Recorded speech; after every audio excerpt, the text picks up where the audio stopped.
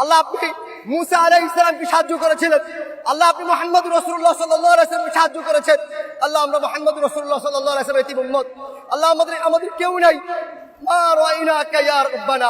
আল্লাহ আপনাকে দেখি নাই, আপনাকে দেখার কোনো সুযোগ নাই। আল্লাহ আপনি আমাদেরকে সাহায্য করবেন না। তারা তো 2 বছর ছাত্র উপদেষ্টা ছিল। ছাত্র উপদেষ্টা থাকার পর তারা কি করেছে? 2 বছর মাথায় যদি জুলাই এতটা ডাউন হয়ে যায়, তাহলে আমরা শঙ্কিত। আগামী কয়েক বছর পর জুলাইকে মানুষ মনে রাখবে না। আমি ফুয়াদ মুক্তাসিম, জুলাইয়ের খতিব। আমি বর্তমানে নাহাদাতুল উম্মাহ আল ইসলামিয়া বাংলাদেশের প্রতিষ্ঠাতা পরিচালক হিসেবে আছি। আমি যে খুতবা দিয়েছিলাম সেটা ছিল 3 আগস্ট, যখন আমরা ফেসিজমের শেষ অবস্থা দেখতে পাচ্ছিলাম, যে আমাদের ভাইদের লাশ, খুন, রক্ত, এগুলো দেখার পরে একজন কওমি মাদ্রাসার আলেম এবং শিক্ষার্থী হিসাবে আমরা ঘরে বসে থাকতে পারি নাই, যার কারণে আমরাও স্বতঃস্ফূর্তভাবে রাস্তায় নেমে এসেছি।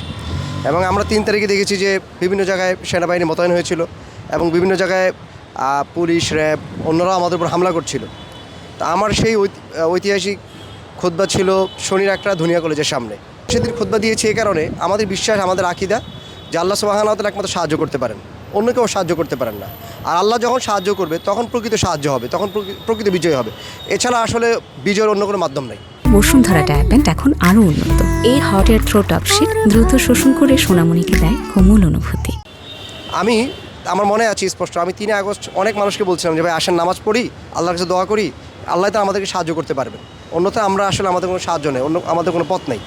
এবং আমরা সচক্ষে দেখেছি আল্লাহ সাহায্য দেখেছি, আল্লাহ নুসরত দেখেছি। আমরা বিভিন্ন জায়গায় দেখেছি মানুষ কীভাবে সেজদায় লুটে পড়ছে, মানুষ আল্লাহকে ডাকছে, কান্নাকাটি করছে। তো জুলাই আন্দোলন এটা ছিল প্রত্যেকটা মানুষের স্বতঃস্ফূর্ত একটা আন্দোলন, এবং এই আন্দোলনে প্রত্যেকটা মানুষের শরিক ছিল। এটা হিন্দু হোক, মুসলিম হোক, অ্যাজ এ রাজনীতিবিদ হোক অথবা রাজনীতি না করুক, প্রত্যেকটা মানুষের অংশগ্রহণ ছিল। যদি অংশগ্রহণ না থাকতো তাহলে এই জুলাই আন্দোলনে আমরা স্বতঃস্ফূর্তভাবে এবং একতাবদ্ধভাবে হাসিনাকে এই দেশ থেকে বিতাড়িত করতে পারতাম না।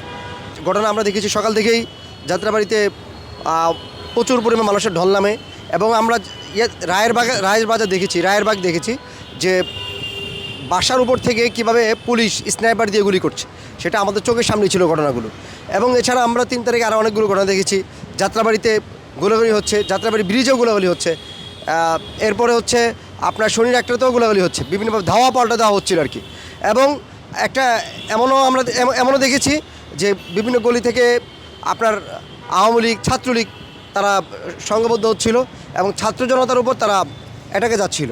তো ছাত্র জনতার সম্মিলিত প্রচেষ্টার কারণে তারা ব্যর্থ হয়েছে। 2 বছর জুলাই গিয়ে আমরা একেবারে ইতিহাসের রাস্তা করে গিয়ে পড়েছি। মাত্র 2 বছর পরে আজকে জুলাই আন্দোলন নিয়ে আমাদের কোনো প্রতিবাদ নাই, কোনো কর্মসূচি নেই, অথবা বলতে গেলে বিরাট ধরনের কোনো কর্মসূচি বা জুলাইকে যেভাবে স্মরণ করা দরকার, যেভাবে ধারণ করা দরকার, তার কিছুই হচ্ছে না।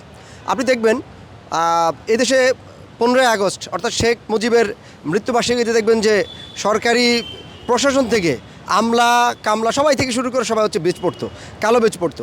কিন্তু জুলাই আন্দোলনে 1400 মানুষের শহীদ এবং হাজার হাজার মানুষের আহত এই দেশ আমরা পেয়েছি তাদের বিনিময়ে, কিন্তু তাদেরকে স্মরণ করা হচ্ছে না যেভাবে স্মরণ করা দরকার ছিল। 2 বছর মাথায় যদি জুলাই এতটা ডাউন হয়ে যায়, তাহলে আমরা শঙ্কিত। আগামী কয়েক বছর পর জুলাইকে মানুষ মনে রাখবে না। এবং জুলাইতে যারা রক্ত দিয়েছে, যারা আহত হয়েছে, এটা খুব সম্ভব যে এই দেশে আবার হাসিনা ফিরে আসলে এই মানুষগুলোকে দেশ থেকে প্রত্যাবর্তন করা ছাড়া অন্য কোনো জায়গা নেই। এই মানুষগুলোকে এই দেশ থেকে চলে যেতে হবে।